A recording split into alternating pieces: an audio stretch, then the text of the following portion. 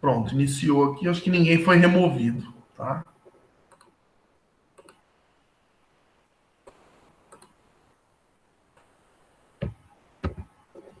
Então, vamos lá. Temos aí o capítulo 6, as contradições, chamado Contradições Socioeconômicas do Mundo Globalizado.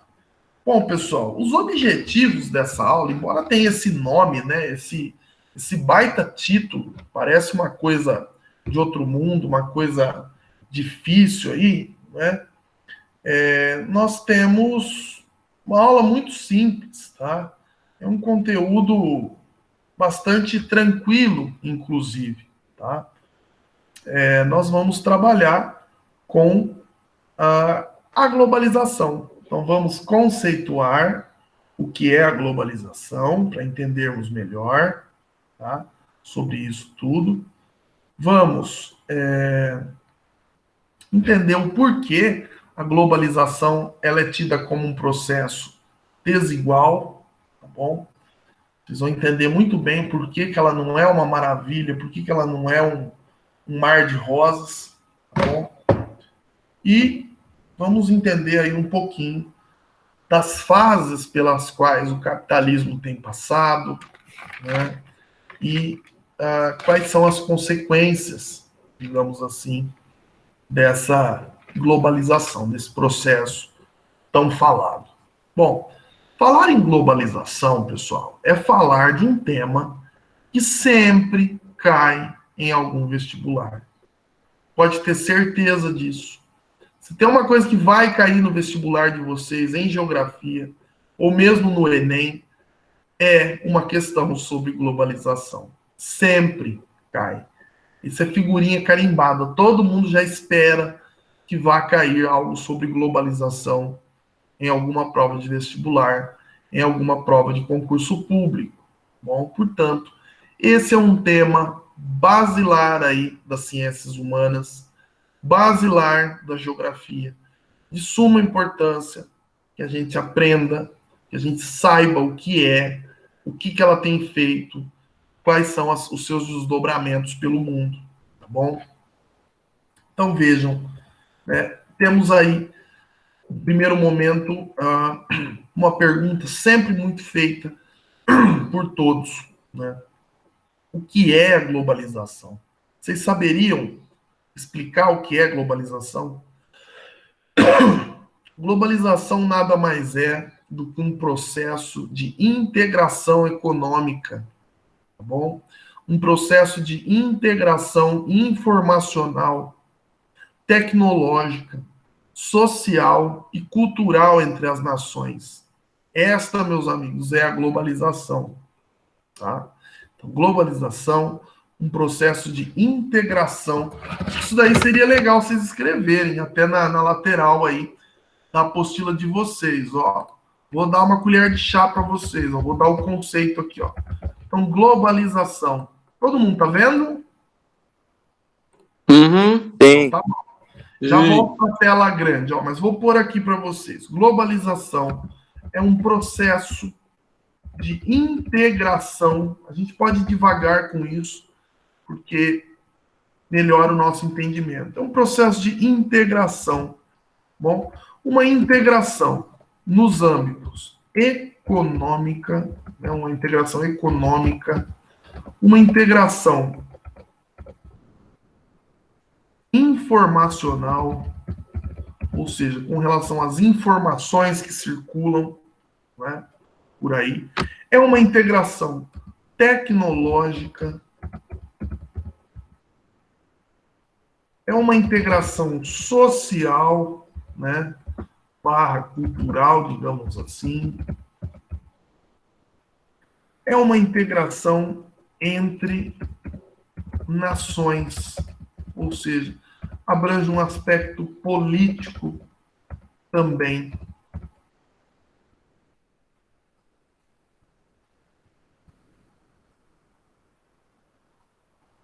A política de um país tende a interferir nas relações com os demais, tá? Então, isso é algo importante para nós, tá bom? a globalização é um processo de integração, que fique dito, tá bom? Sempre importante. Pois não. No processo da economia, o PIB acaba entrando? Sim, senhor. O PIB, que é a soma de toda a riqueza produzida por um país em um ano, ele é um indicador, na verdade, de como está a economia daquele país, né? Quando a gente diz processo de integração no campo econômico, né, essa integração econômica, ela se refere ao seguinte, né? A economia de um país, para ela existir hoje da forma como ela existe, ela depende das relações comerciais com outros países. Então, por exemplo, se o PIB brasileiro é o 10º, é o nono, é o 11º PIB do mundo, isso acontece porque o Brasil tem relações econômicas com China, com Estados Unidos, enfim, com várias nações, né? Então, a economia brasileira, o desenvolvimento econômico do setor produtivo brasileiro depende dos outros países. O Brasil só produz a quantidade de soja todo ano que produz, né? Acaba ficando sempre em segundo lugar, perde para os Estados Unidos, porque tem chineses, tem europeus, tem outros asiáticos que querem comprar essa soja. Então, veja, a globalização é um processo de integração, aproximação, digamos assim, né? Trocas de relação. Então, a economia do Brasil ela está totalmente ligada à economia de outros países. Isso é globalização, de certo modo. Entendeu? Entendi.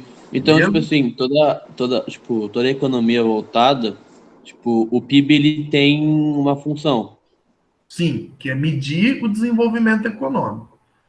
Tá? O Ah, tá, PIB seria beleza. assim, o resultado da economia daquele ano.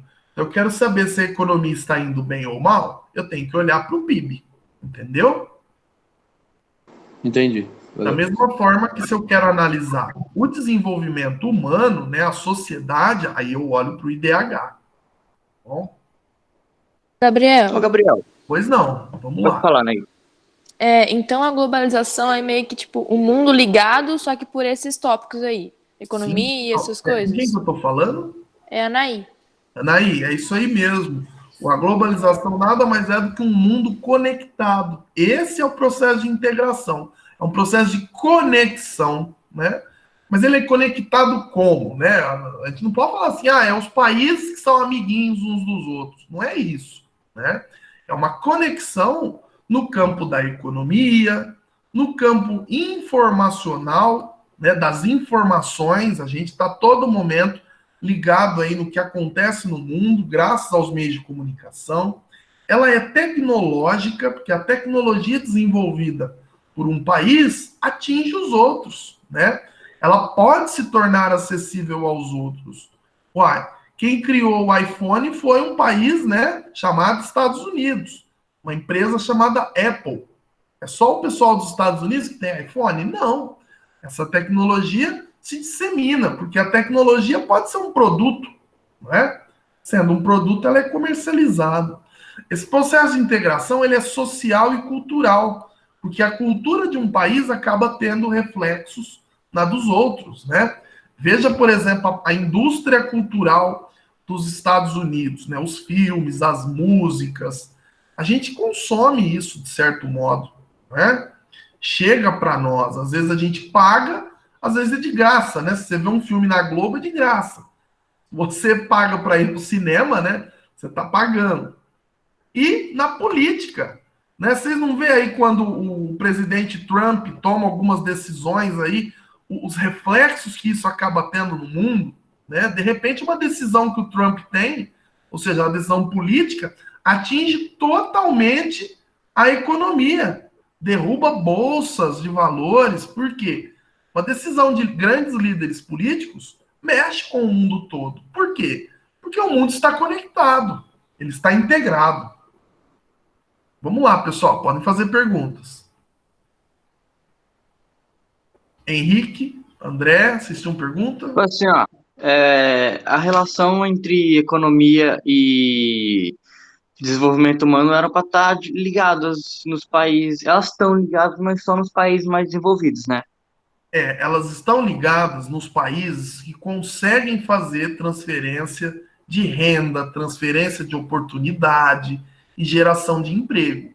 Agora, os países onde a exclusão social são maiores, como é o caso do Brasil, onde você tem uma desigualdade social muito grande e um Estado, né, brasileiro que não dá conta de resolver essa discrepância, ele não consegue levar igualdade de oportunidade para outras pessoas, aí você observa que o desenvolvimento econômico não vai trazer reflexo para o desenvolvimento social. Porque o desenvolvimento social não vai conseguir acompanhar o desenvolvimento econômico. Então, o social fica para trás e a economia vai à frente. Né? Mas é uma economia, é um desenvolvimento econômico concentrado nas mãos de poucos, né? De ricos, digamos assim. Tem alguém chegando aqui, deixa eu abrir aqui, só um minutinho. Tá? Então, o desenvolvimento social ele só acontece junto com o econômico quando o país tem uma boa distribuição de oportunidade, tá bom? Entendi, valeu. Opa, estamos aí. Então, globalização, pessoal. Processo de integração econômica, tá? Informacional, tecnológico, social e cultural e político entre as diferentes nações, tá bom? É de fato o mundo conectado. Vale lembrar, pessoal, que a globalização como nós temos hoje, ela só existe, tá? Essa globalização que nós temos hoje, que a gente observa no mundo de hoje, ela só existe graças ao desenvolvimento, né, de dois setores. Então, a globalização, como nós a conhecemos, ela ocorre graças ao desenvolvimento de dois pilares, digamos assim, tá? Entre aspas, né? Dois pilares. Que pilares seriam esses? O desenvolvimento dos meios de comunicação, eles são os responsáveis por deixar o mundo mais conectado, e o desenvolvimento dos meios de transporte.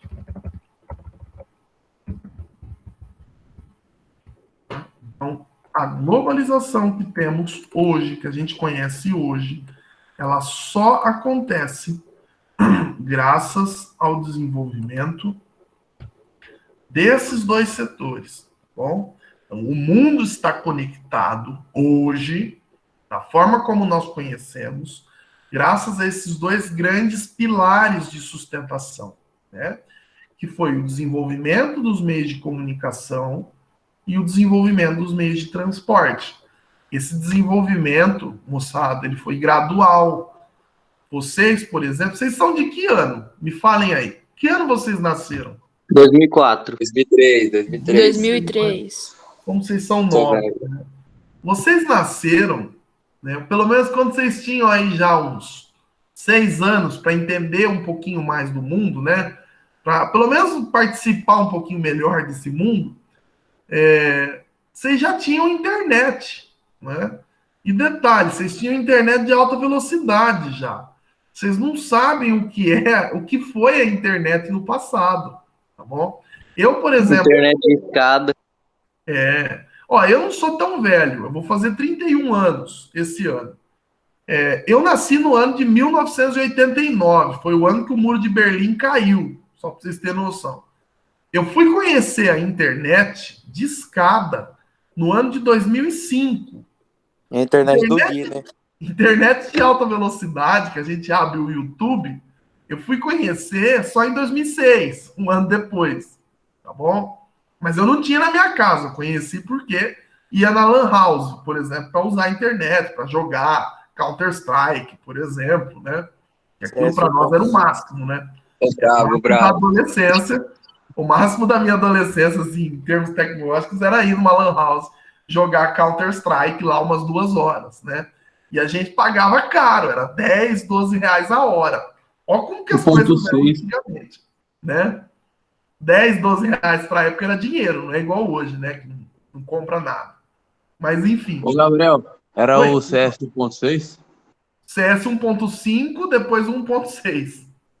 Nossa, 1.6 você dava um tiro no cara, o cara não morria, mano. Era Não muito morria. bravo, mano. E quando você Eu dava tenho um esse headshot, jogo saía uma baixado no voz meu bem grave computador. falando headshot. Era bem legal. Verdade. Mas enfim, né? Galera, a globalização que a gente conhece hoje é graças aos meios de comunicação e aos transportes. Esse meio de comunicação, ele é gradual. Vocês, por exemplo, nasceram já numa época que tinha internet de alta velocidade. Eu nasci numa época que não tinha nem internet ainda, popularmente no Brasil. Só as empresas mesmo utilizavam. Pois muito bem. Então a gente ia fazer um trabalho de escola, a gente ia consultar livros. O que a gente utilizava? A gente usava livro didático, né? Você ia até uma biblioteca, geralmente tinha um monte de livro didático de anos anteriores, a gente usava aquilo, tá? Era assim que a gente fazia os nossos trabalhos, né? Ou você pegava um livro em cima daquele tema, né? Estou fazendo um trabalho sobre globalização, preciso de um livro de globalização. Não tendo esse livro, eu pego um livro didático que fale um pouquinho. Era assim que a gente fazia. Bom, como é que eu me comunicava com outras pessoas? Bom, quem estava longe só dava para se comunicar por telefone. E nós estamos falando de telefone fixo. O celular também é junto com a internet, né, que se popularizou. Outra forma, né, eu preciso mandar um documento para São Paulo para poder atualizar meu RG, por exemplo, né? Como que eu vou fazer isso? Não tinha e-mail. Se eu não tenho internet, eu não tenho e-mail. Era carta, era correio, ou por meio do fax, né? O fax é um aparelho que ele lê o seu papel, ele lê o documento e manda para um outro aparelho de fax poder imprimir. Uma coisa bem arcaica, hoje já nem se usa mais, a não ser algumas empresas que ainda têm aí o fax, tá bom? Que o fax foi todo substituído pelo e-mail, muito mais rápido, barato, simples, né? Muito mais fácil de se utilizar. Digitaliza o documento ou tira uma foto, né? Quantas vezes a gente não faz isso, né? Tira uma foto daquele papel e manda pelo WhatsApp. Também é uma forma. Então, olha como os meios de comunicação se desenvolveram. Ao mesmo tempo, nós temos o desenvolvimento dos meios de transporte, né? Você tinha lá no passado a caravela, que é um barco movido à vela mesmo, ao vento. Você tem uma evolução aí na Revolução Industrial com a criação da máquina a vapor. Daí, então, você passa a ter navios a vapor, locomotivas a vapor, né? Nesse período, por exemplo, o meio de comunicação usado pela, pela, pela, pelas pessoas, digamos assim, né, principalmente pelas ferrovias, era o telégrafo, tá? Só para vocês terem noção do que é isso. O telégrafo, ele funciona através do código Morse, tá? E o código Morse, ele funciona por meio de ponto e traço. Existe um tradutor, vou pôr aí para vocês, ó. Pra vocês entenderem um pouquinho do que é isso. Existe um tradutor de Morse, por exemplo, que funciona assim, ó. Texto para codificar, ó. Aula do Gabriel. Em Morse fica assim, ó.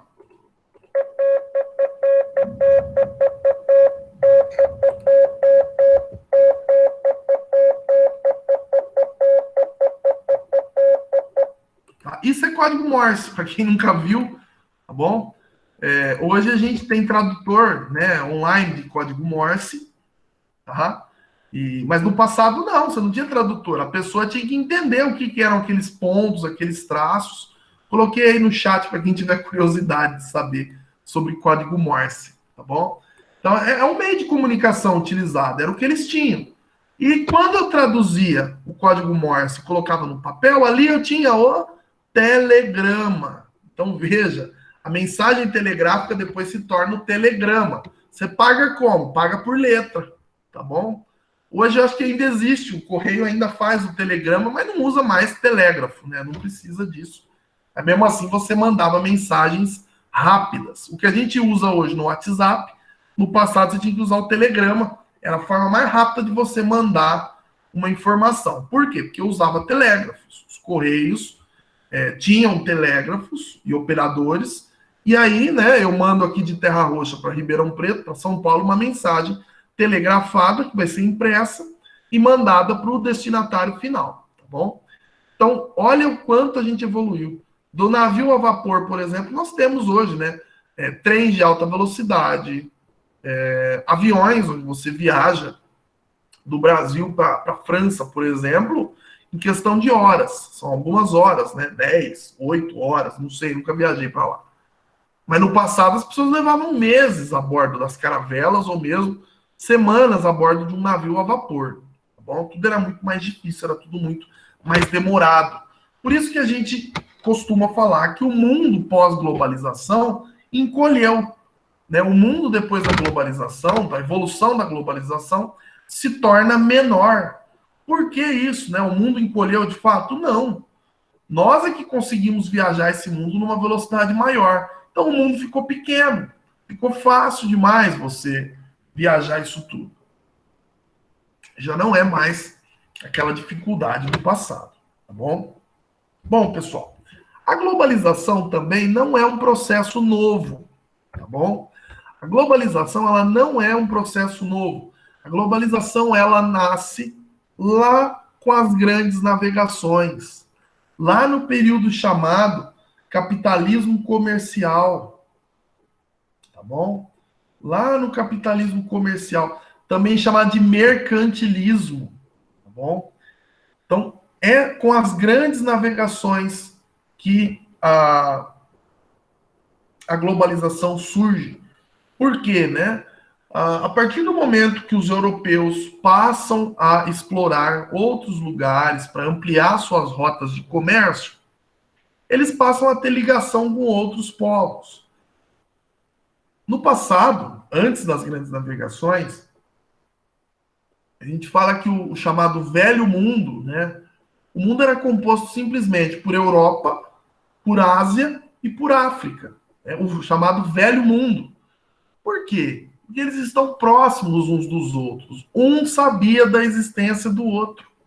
Um conhecia bem a existência do outro. Agora, quando se dá as grandes navegações, a partir de 1492, europeus passam a conhecer novos lugares. Então vem aí o Novo Mundo. O Novo Mundo é o continente americano, né?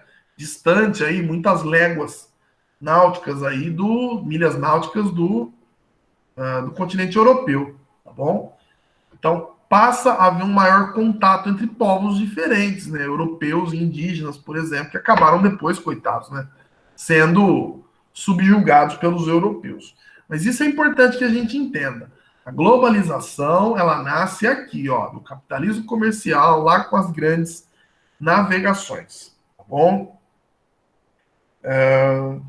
Bom, então nós estamos falando aqui de um período do século XV até o século XVIII. E aí a gente entra nesse tema importantíssimo, que são as fases do capitalismo.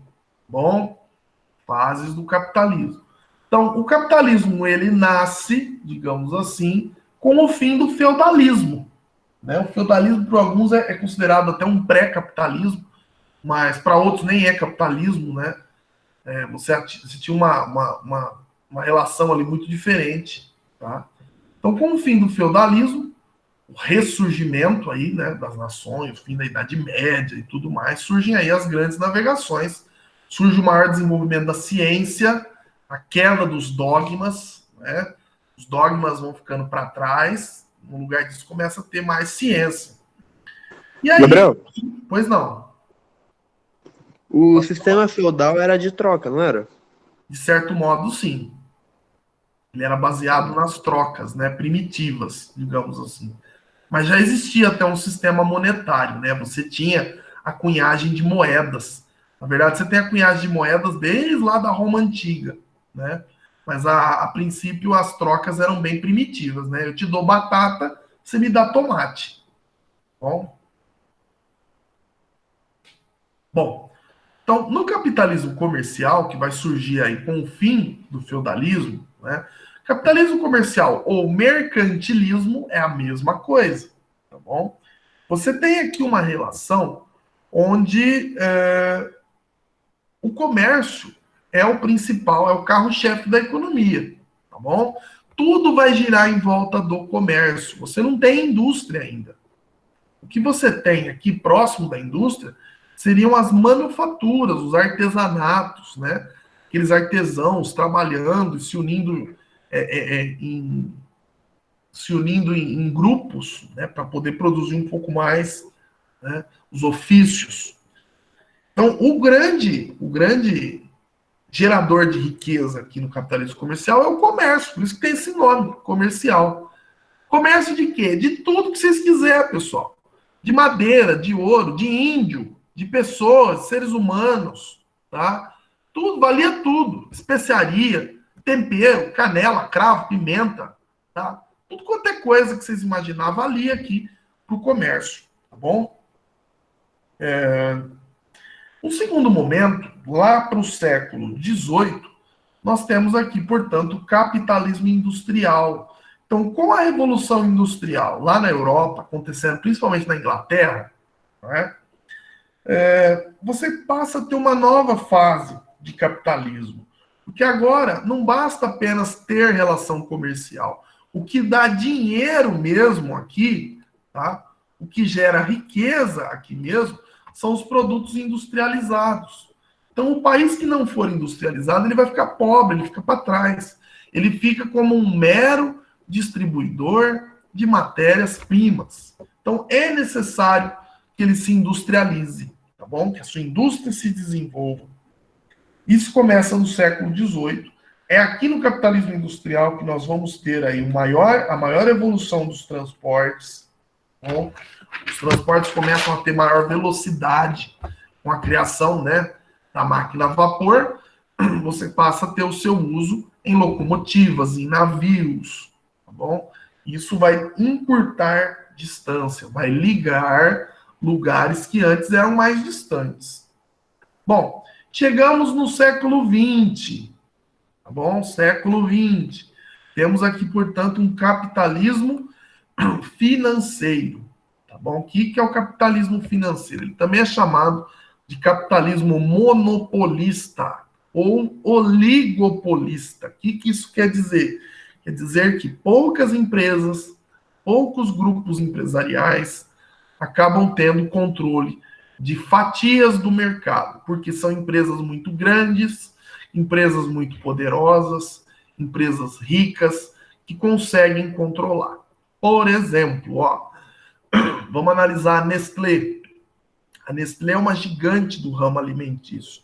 Ela controla, de certo modo, fatias de mercado. Por quê? Porque seus produtos têm alta qualidade, seus produtos têm visibilidade por conta da propaganda, do marketing. Bom, essa empresa ela é gigante, ela consegue ter preço, às vezes, mais competitivo, se ela quiser. Não que ela vai ficar vendendo seus produtos baratos.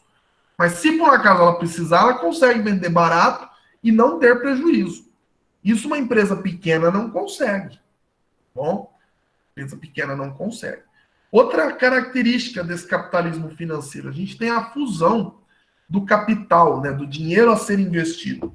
Capital bancário com o capital industrial. Isso é uma coisa brilhante, né? Então veja como funciona.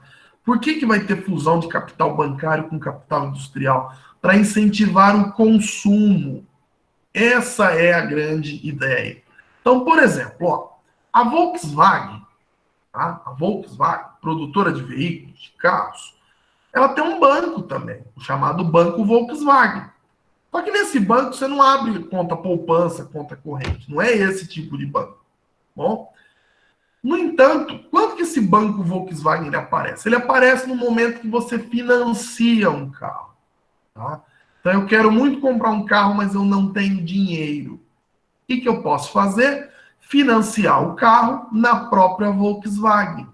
Por quê? Porque ela vai me emprestar, digamos assim, o dinheiro para comprar o carro.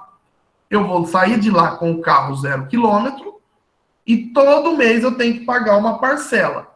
Eu estou pagando o carro, pode ver que a parcela não é barata, né?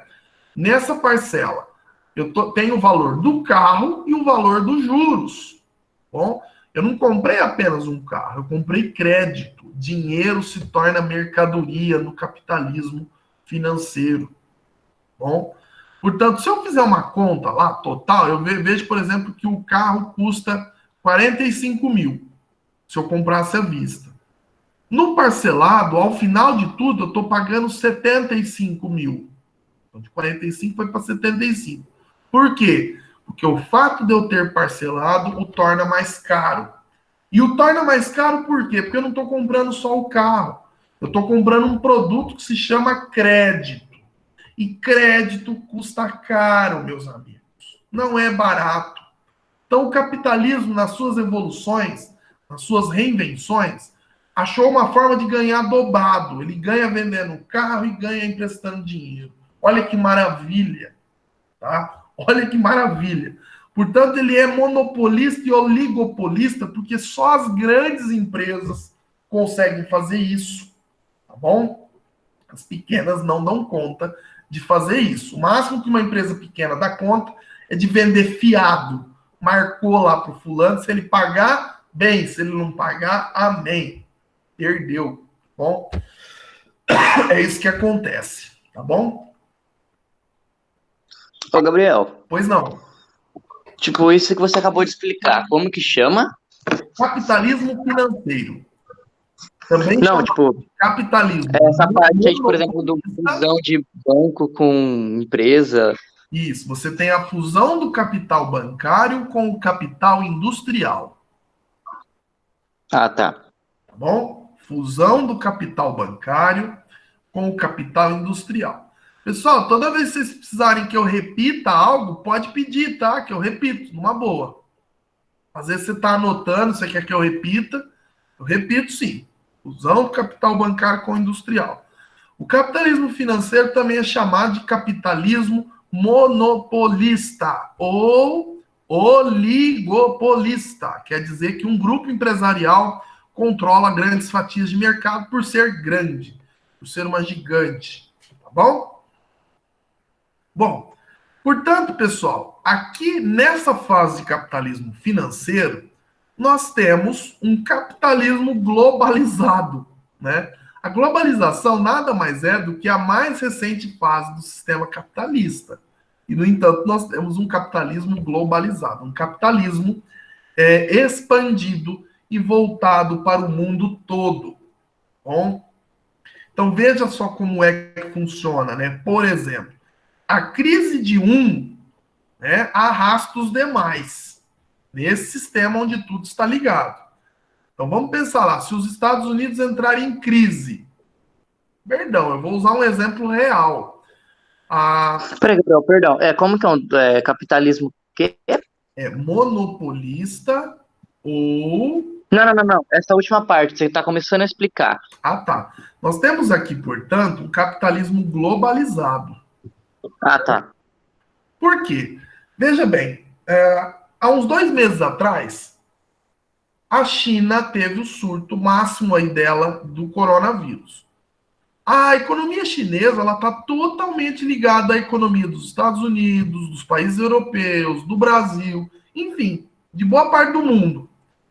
O que aconteceu? A crise desse porque quem caiu primeiro foi a China com o coronavírus, depois que se espalhou, chegando até nós, né?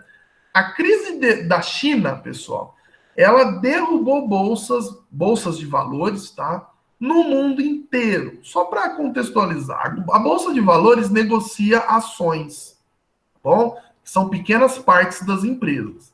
Então, o que aconteceu? A Bolsa do Brasil, por exemplo, caiu. A Bovespa estava marcando 114, 113 mil pontos, caiu para 62 mil pontos, tá bom? Então, quando uma bolsa cai, e os pontos dessa bolsa também caem, quer dizer que todas as ações que estão na bolsa vão se desvalorizar. Elas vão perder o seu valor. E se as pessoas forem vender essa ação naquele momento, elas vão perder muito dinheiro. Bom, então veja como que funciona o capitalismo globalizado. A crise de um arrasta os demais, derruba bolsas e afeta governos. Se a economia chinesa afundar, meus amigos, a nossa afunda junto. Por quê? Porque boa parte dos produtos que nós vendemos, que nós produzimos e vendemos, vai para a China. Carnes, né? Carne bovina, carne de frango, soja, milho, enfim, vários alimentos vão para a China, tá bom? Então nós precisamos vender. A gente precisa da China a plenos pulmões. Se a China entra em crise, a gente vai entrar em crise também. Ah, professor, mas não dá para vender para outro? Às vezes não. Às vezes é para aquele país em específico. Bom? Outro exemplo, ó. Quando o dólar se valoriza em relação ao real. O que tem a ver isso com a gente, né? A gente usa o real como moeda. Que diferença faz? Faz toda a diferença. E quando o dólar está valorizado igual está agora, todos aqueles produtos, milho, soja, carnes, que nós vendemos para fora, tudo isso é negociado em dólar. Se o produtor ganha em dólar, quando ele converte em reais, ele está ganhando mais. Então é bom para quem está exportando. O dólar alto é muito bom para quem está exportando, né? Não sei se vocês se lembram, há um tempo atrás, o Paulo Guedes, o ministro da Economia, deu uma declaração bastante polêmica, né, por conta das palavras que ele utilizou, tá bom? Ele disse o seguinte: o dólar alto é bom para o produtor, agora é ruim para quem quer viajar na Disney, né, levar a empregada e tudo mais. Foi considerado uma frase ofensiva, lógico, porque, né, coitado da empregada, tem nada a ver com isso. Mas o que ele quis dizer? Que o dólar alto é bom para o produtor, que ele converte aquele valor em reais, né? E aquele dólar valendo mais reais, melhor para ele. Mas é ruim para quem quer viajar, por exemplo, né? Para quem compra produtos importados, que vai pagar o dólar alto. Para quem, por exemplo, para nós, brasileiros comuns, que precisamos de produtos que vêm em dólar. Quando você compra um pãozinho na padaria, aquele trigo foi comprado em dólar, foi cotado em dólar. Então, por isso que o pãozinho fica mais caro. Quando você vê que a dúzia do ovo está mais cara, é porque o milho que alimenta aquela galinha foi comprado em dólar, ou é cotado em dólar, né? Não precisa comprar em dólar necessariamente. Se o dólar sobe, o valor do milho sobe também, tá bom? Ah, mas o milho a gente produz aqui, sim, mas se lá fora vale mais o preço de fora. Entendeu? Então a crise de um arrasta os demais, tá bom? Bom, pessoal, seguindo em frente, né? A globalização, quem tiver dúvida me interrompe. Ó, eu vou pegar um copo d'água rapidinho e já volto.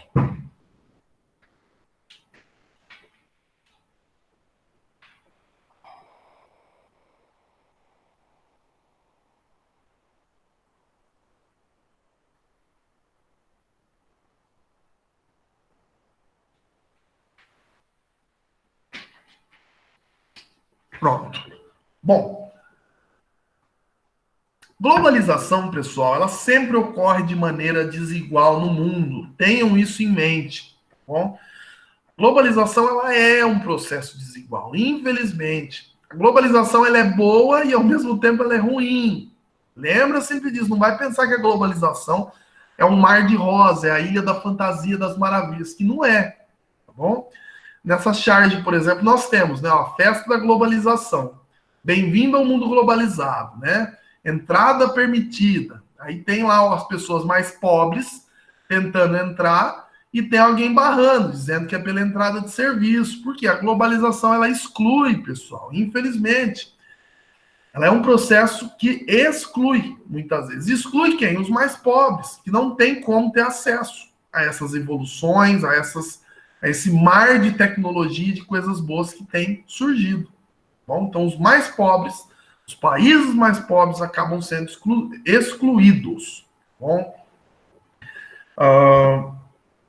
Para o geógrafo Milton Santos, isso está lá na página 20, viu, pessoal? Junto aí com o time de futebol aí, né? Para o geógrafo Milton Santos, tem aqui mais uma charge, tá? Vamos interpretar, né? Então ela está falando. Enquanto isso, na Escola do Planalto. Bem, hoje falaremos sobre as vantagens da globalização, né? Então, olha lá, a vantagem da globalização. O que ela está mostrando? Um hemisfério norte muito maior do que no hemisfério sul. Isso no continente americano. Ou seja, né, a vantagem da globalização é muito maior para os países ricos e muito menor para os países pobres. Tá bom? Aqui um outro exemplo, né, interessante. Tem muita charge aí mostrando a questão da globalização. Você tem o tio Sam aí representando os Estados Unidos, relaxando numa boa, enquanto os coitados, né, os pobres, carregam o mundo nas costas. Então a globalização tem um preço. Ela se faz em cima de muita exploração, tá bom? De muita exclusão, infelizmente. Aqui um outro exemplo, né, de desigualdade no mundo globalizado, né? Então você vê lá a mocinha, né, dizendo meu iPhone está tocando, e o coitado do caveirinha aí, né, meu iPhone está tocando. Então olha que discrepância, né? É o mesmo mundo, em tese o mesmo mundo globalizado, e no entanto uma discrepância como essa, pessoas morrendo de fome ainda hoje. Tá bom? Então lá para o geógrafo professor Milton Santos, tá, que foi um geógrafo aí brilhante, tá bom? Foi um dos melhores que o Brasil já teve, um grande geógrafo, ele morreu em 2001, tá? Mas é uma bússola, esse homem foi uma bússola para os geógrafos, tá? Então todo mundo que se forma em geografia, todo mundo que gosta da geografia, um momento ou outro, goste ou não goste, se depara com o professor Milton Santos, que foi um grande expoente aí da geografia humana, tá bom? Então o professor Milton Santos, ele divide o mundo globalizado em dois: o mundo dos espaços luminosos, tá bom?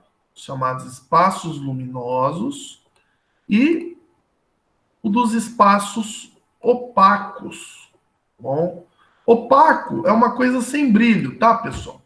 Então, os espaços luminosos são aqueles que acumulam densidade técnica, né? Eles concentram as tecnologias, eles estão preparados para atrair atividades econômicas, capitais, tecnologia, tá bom? Então são espaços bem adaptados para a atual globalização.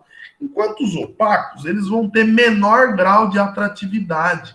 Essas características, né, essa estrutura, ela está ausente, tá bom?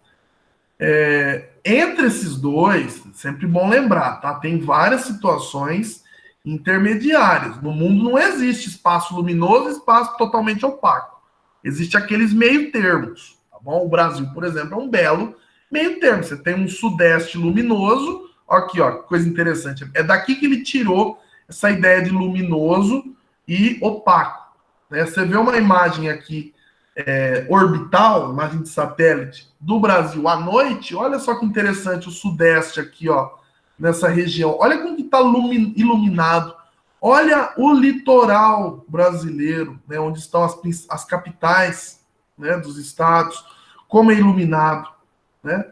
Enquanto o interior, olha que o sertão nordestino, ó, norte da Bahia também, né? São espaços opacos, né? Espaços de pouca tecnologia, de baixa integração, tá bom? Bom, seguindo em frente aí, moçadinha, temos aí também questão do maior contato entre os países. A globalização favorece esse aumento dos contatos, tá bom? Então, o fato de um país ter mais contato com os outros vai ter alguns benefícios, tá?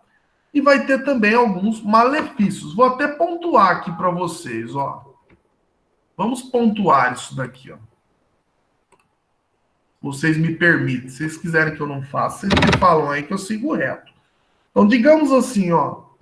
Pontos positivos, né? Maior contato entre países. vai trazer pontos positivos, tá? Como, por exemplo, ampliar o acesso ao conhecimento e a novas tecnologias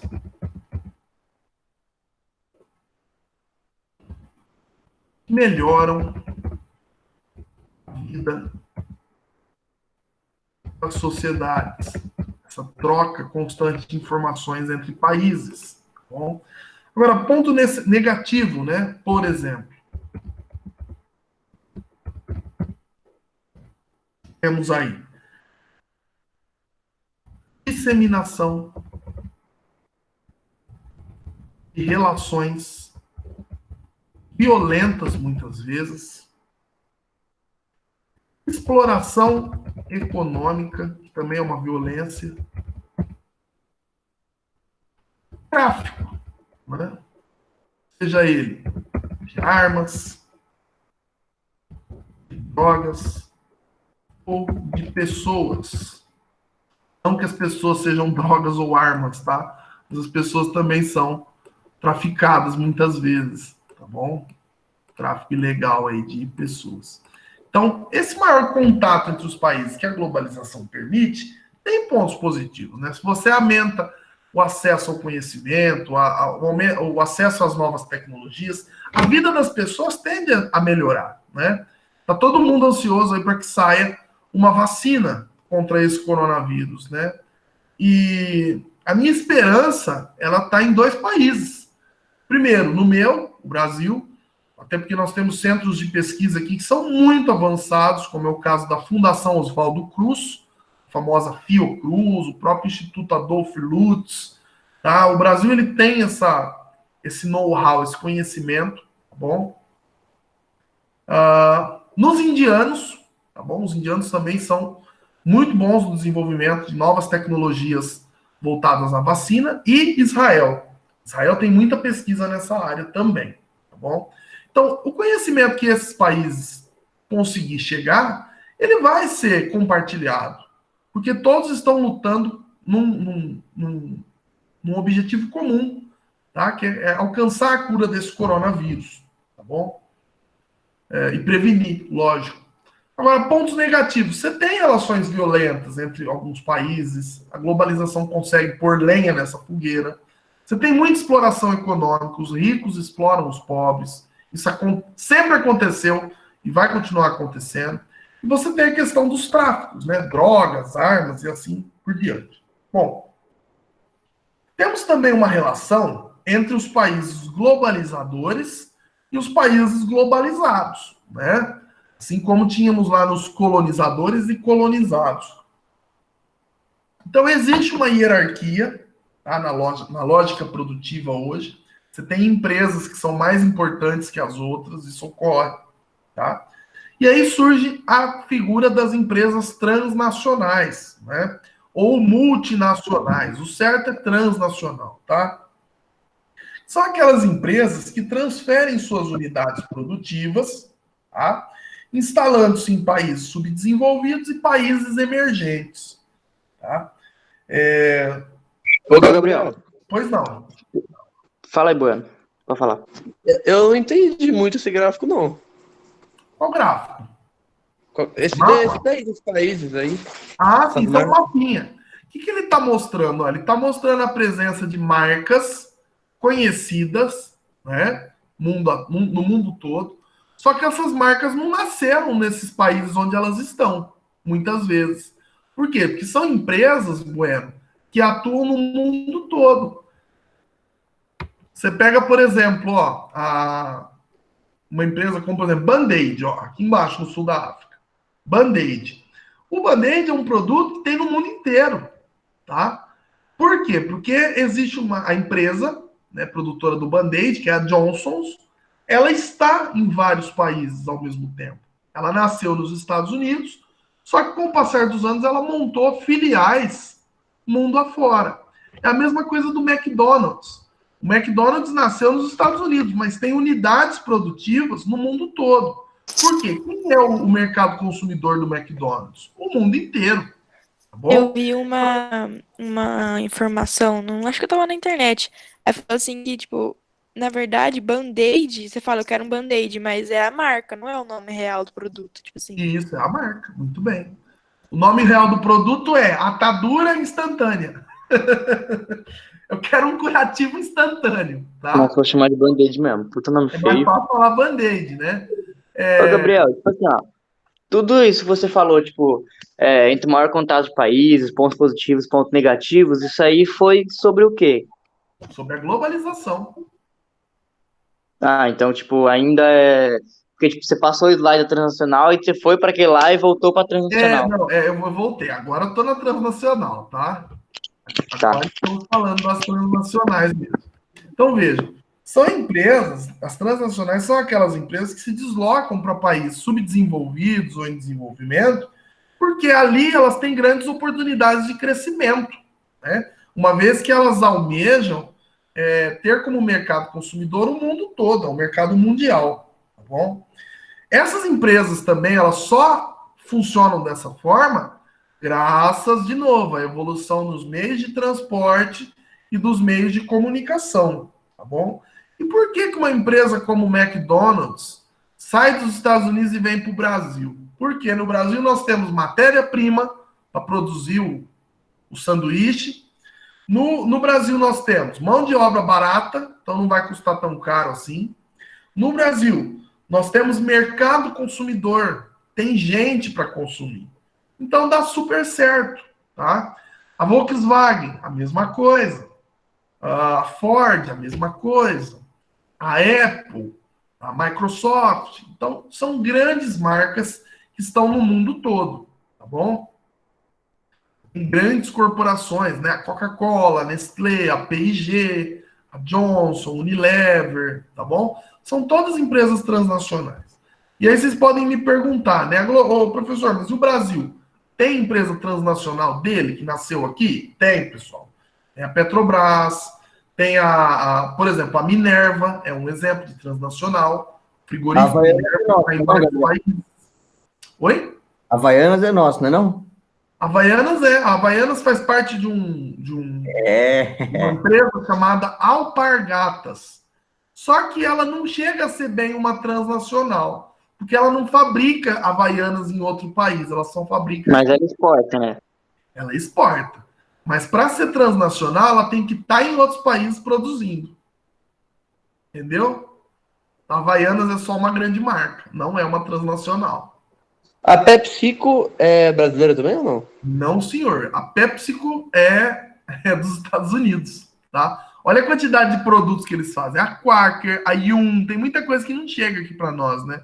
A Pepsi, o Cheetos, a Ruffles, a Fritos, a Lay's, a Doritos, enfim.